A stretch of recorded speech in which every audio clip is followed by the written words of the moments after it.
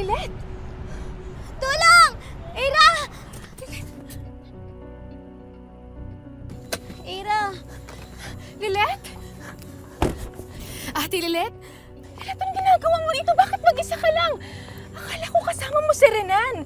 Kakatapos ko lang ng meeting ko with Mrs. Alarcon. Iniwan niya yata ako eh. Tapos nagtago ako dun banda kasi may dumating na nakamotor, parang gusto kong saktan.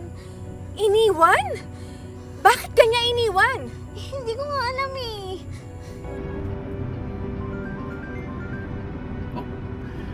I'm sorry, babe. I can't answer your call right now. I'm busy.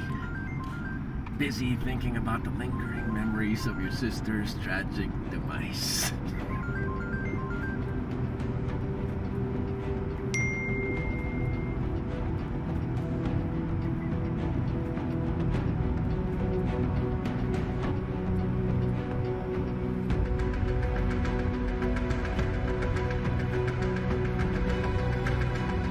Where are you?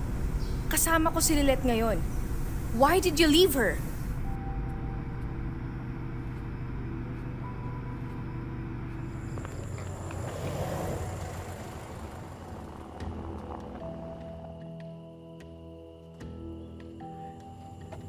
Renan! Anong ginawa mo? Bakit mo iniwan si Lilet? Attorney Lilet, I'm so sorry. It was stupid of me to assume that she was sleeping in the car. I didn't know. Akala ko lumipat lang siya sa likod eh. Renan, you can't be this careless. Liblib na lugar to, madilim, tapos walang katao-tao, tapos iniwan mo lang si Lilet? Hindi ko siya pinasabay sa'yo just to give her a one-way trip. Sorry. Hindi ko talaga ginusto yung nangyari, Era. Akala ko hindi siya bumaba. Imposible yung sinasabi mo. Tinatawag pa nga kita eh. I didn't hear you. I'm sorry, I swear. I didn't... Excuses. Tama na. Huwag na kayong magtalo. Ang importante naman walang masamang nangyari sa akin at magkakasama na tayong tatlo ngayon. I'm still kinda pissed, to be honest.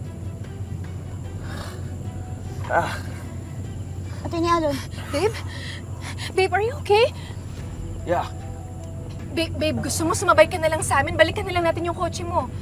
It's okay, I'll manage. Magsabay na kayo ni Attorney Lilet. Eh, hindi naman kita pwedeng pabayaan na ganyan. I'm okay. May gamot ako sa sasakyan. This happened before. I'll be fine. Sorry. Just update me, okay? Oo. Halika na.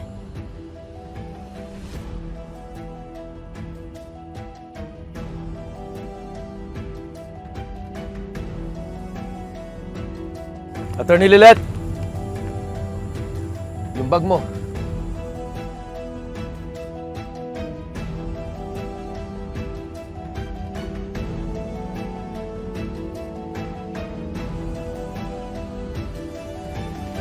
salamat.